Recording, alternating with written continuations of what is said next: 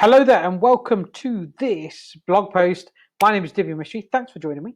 Here, what we're covering in this is a case study, a recent case study of how one tweak I made, surged sales between 3 and 21 times more than previously. Now, look, I know that's a big number, and the reality is they hardly made any sales previously on this particular product, but we surged the sales, which is going to make our life a lot easier. So, what is the product? And I want to go into how this can help you, how you can implement this, because this is not just about giving you a case study. I want you to go and use this and implement in your business. So this particular product is a networking event that happens monthly. It's one of the biggest of its kind. And normally what happens 24 hours after the event, there may be one or two ticket sales, but hardly any really. And here's the stats of that, right? So this particular month, the networking event was on the 23rd of November. And by the 24th, there was only one sale. 25th, there's only two sales. So that's 48 hours after the event. There's only two sales. Now, we typically get 130 people. They typically get 130 people book in, 120, 130, always over 100, right? So to get most of themselves right at the end means that, or maybe not right at the end, but not get a lot of themselves after the first 24 hours means that they're not drawing the people in. And generally speaking, anytime you sell anything, when you first launch it, you get the most amount of sales there. And then when it's coming up to the deadline, that's when you get the other sales. And in between, it's kind of a little bit dead, generally speaking. That's quite normal. But they weren't getting as many sales up front. They would steadily increasing sales through the month. And obviously, you would get the standard number of extra people booked at the end. And this was for January this year. And this was for February. They managed to get 7 for February. That was better than last month. But here's what happened when I implemented the strategy that I'm just about to talk to you about. In March, we had, so end of Feb, so that here the networking event was on the 18th. So let's just go back a step. The networking event in January was on the 21st, and on the 22nd, they had 7 sales. In this scenario, the networking event was on the 18th, and on the night of the 18th, 12 people had booked in, and by the 19th, 21 people had booked in. So quite a big increase in the number of sales within that 24-hour period after the event. Now, look, I know I'm talking about an event here, but everything is an event of some sort, right? You selling your product or service or whatever you sell is an event in itself. So this can be applied for any product service around. The strategy is effectively the same. The theory behind the strategy is the same. The thinking behind it is the same. You may tweak how you approach it, but the thinking is the same. So I want to teach you this framework of thinking so that you understand how that works, and then you can take that and implement it in your business and get similar kind of results, right? So here's the thing. How do you do this in your business? Well, the formula that we used was the framework that we used is this. First of all, you need to have an irresistible offer. So what we did is we put a competition together, and the competition was, hey, all you need to do is book your ticket within the first 24 hours by 9 p.m. the next night, and anybody who's booked their ticket within that 24 hours gets put into the prize draw. Now, here's the important thing, right? You don't have to do a prize draw, by the way. You just have to come up with an irresistible offer. But to come up with an irresistible offer, you have to understand your audience, right? You got to get them. You got to understand, what do they want? What's important to them? This particular audience, what was important to them is to come to the networking event. And if they could get a free ticket, great, because that was the offer, a free ticket. Sorry, not a free ticket, a free upgrade to a VIP ticket. And now, look, these tickets don't sell for masses of money. It's not going to break your bank. It's £10, £29, but it kind of fueled them to want to come. The other great thing about this event, which kind of made these tickets sell a bit faster, is the fact that this pretty much always sells out. There's always over 100 people there. It always sells out. The room is always packed. That really helps the process of making the sale here, right? So that's important. But you got to create an irresistible offer. If you look at that offer, if your audience look at that offer and go, well, it's an okay offer, you're not going to get the same result. It has to be an irresistible offer. It has to be like, damn, that's a crazy offer. Do you know what I mean? You got to look at that and go like, this is mad. But don't swing too far in that direction that you're like stacking it with 5 billion bonuses. Because let's be real, if you buy a product and it's stacked with 5 billion bonuses, do you actually believe that product is what worth the price they're charging for it? Probably not. I remember buying a product years ago and it was like, I don't know, $9 or something. And I thought, oh, that main product will be cool. And I literally looked down the sales page. I'm not kidding you. There's about 48 bonuses. And that really got me thinking, like, I don't want these 48 bonuses. I only want the main thing. But then it kind of got me thinking, is the main thing even worth it? Right? Is it worth it if it's got to have 48 bonuses? If I'm only paying $9 and it's got 48 bonuses with it, is it really worth the $9? Am I going to learn anything? Now I did buy it. I can't even remember if I went through it or not, but I bought it, and then the next page I had an upsell with 50 billion other bonuses, and I was like, screw this. And it was one of them funnels where you got upsell after upsell after upsell after downsell after downsell after down. And I am not kidding. I went through about 15 pages before I got to the end of the funnel and actually got to consume the content. And I don't know if I actually did in the end, because it was just like I've been just thrown so many pages. I was like, can't be asked with this. They just want to sell to me.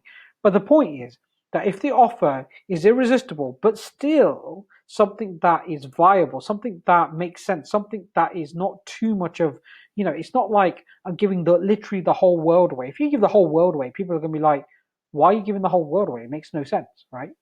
And it doesn't. It has to be reasonable. They have to look at that and go, yeah, fair play. It's worth that. And that is a really good offer, but not too far stretched that you go, wow, that's mad. Like, how can any of that be worth anything, really? You don't want to get to that stage, but you want to make it irresistible. And the way that you make an offer irresistible is quite simple. You've got to use the right words to describe the offer, firstly and foremostly, that solve particular problems for the person, solve one problem. And then if you add bonuses in, you don't have to. The bonuses have to deal with particular challenges that person's having that is complementary to the original product. If it covers the same stuff as the original product, it will put people off. If it doesn't solve another problem, it will put people off, and it has to be complementary. So that's what makes it, and the price has to be a price that you're like, wow, that's really cool. But that's not the only component. That's the first and foremost. You've got to get that bit right. Once you've got that bit right, then you need to do the second bit, which is the scarcity bit.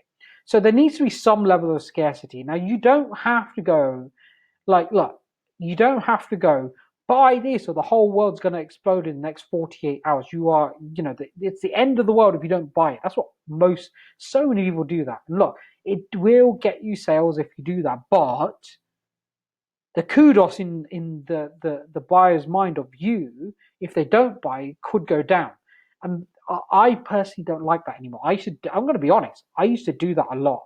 Buy now, buy now, buy now, buy now. Special offer, special offer.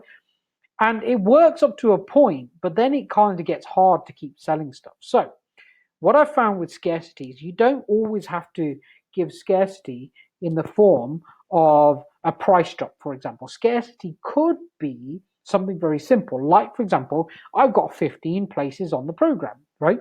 And so that's not a time limit scarcity. It's not like buy by Thursday or the whole world's going to explode. It's like, hey, 15 places. If you're one of 15, you're in. If you're not, cool. And that kind of scarcity allows you to, in your program, to keep selling until you sold the 15, right? In this particular example, it was a time limited. We needed it to be time limited, because if it wasn't, then we wouldn't be able to pick a winner. But that's not the only type of scarcity you have. You could have it, like I said, a certain number of people. You could add a bonus on, an extra bonus, like some time with you or something like that, for a period of time, or for the first 3 people, for example, right? And you can add something in. I'm not the biggest fan anymore, used to be anymore, of constantly just reducing the price and reducing the price and reducing the price and reducing the price. Don't get me wrong, it works, totally works. If that's what you want to do, that also works. But I don't like reducing the price. I'd rather add more value, because then it doesn't deposition the original thing that you're selling. Because here's the thing: if you normally sell a product for £100, then you discount it for £75, and then the special offer for the first 15 people is £50. What you're actually saying is that product's only really worth £50 to me. Whereas if you say, and especially if it involves your time, now you're starting to devalue your time. But if you say, look, it's £100, and instead of discounting it, I'm going to give you this other recorded program for included as a bonus, and this other one included as a bonus, as an example, or I'm going to give you this other stuff with it as a bonus. What happens now is that you're still valuing your time at that, or that particular product at that. You're just adding some extra stuff in, and it feels more valuable, but you're not reducing the price, right? You're not reducing the price, and to me, that's critically important. We didn't reduce the price on this. We they were able to get an upgraded ticket and some books included in the price. Without having to pay more for it.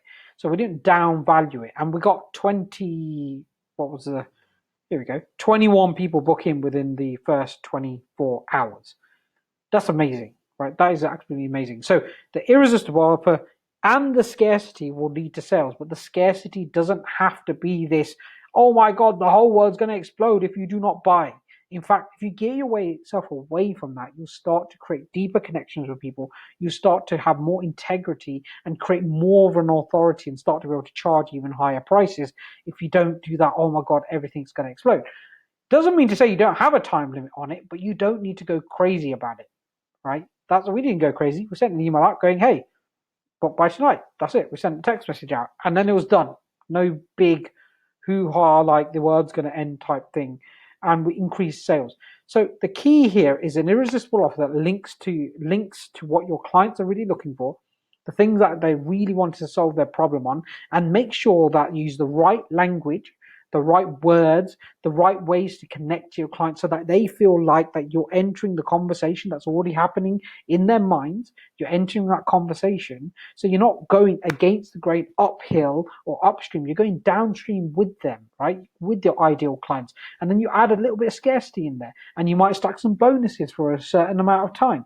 And that will lead to sales.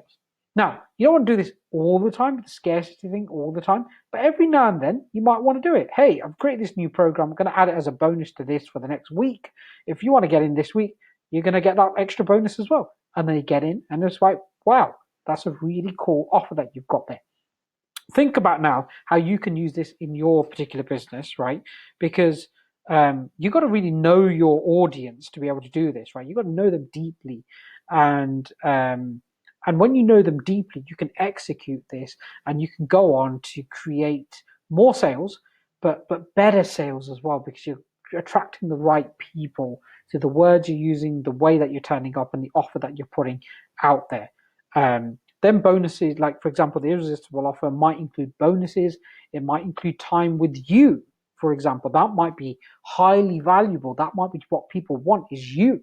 So you include more time with you, maybe for the first 3 people, as an example. And combining that with scarcity is going to lead you to get more sales. And you don't have to do it in a douchebag way. You can just do it in a nice, integral, authentic way that works for you, and go out there and get more sales. So look, go out there, use this, get more sales. I look forward to seeing you on the next video or the next blog post.